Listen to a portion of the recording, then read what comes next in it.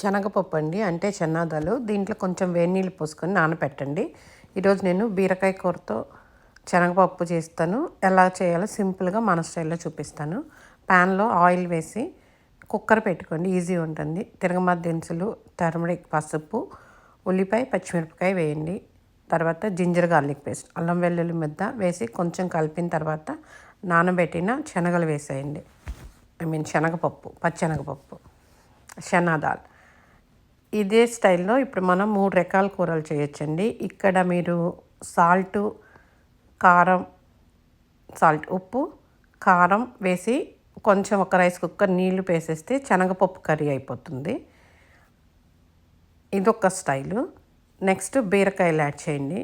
బీరకాయలు యాడ్ చేసిన తర్వాత మిక్స్ చేసి ఇప్పుడు మీరు వాటర్ వేసుకుంటే బీరకాయ శనగపప్పు కూర అవుతుంది.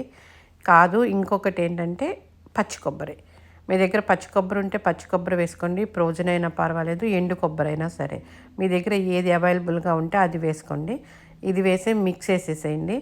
అప్పుడు ఒక రైస్ కుక్కర్ కప్పు వాటర్ వేసాను, అంటే మీరు వేసుకున్న క్వాంటిటీని బట్టి వాటర్ అడ్జస్ట్ చేసుకోండి.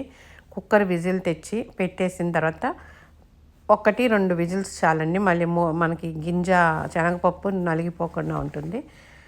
ఇది మా సైడు భోజనాల్లో కూడా బాగా పెడతారండి, వెరీ ఫేమస్. చూసారా, యమ్మీ అండ్ టేస్టీ బీరకాయ శనగపప్పు కొబ్బరి కర్రీ రెడీ అయింది.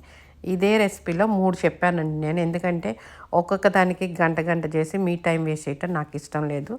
నావన్నీ సింపుల్గా ఉంటాయి తెలుసు కదా. 3 రెసిపీస్ ఇన్ 1. ఇది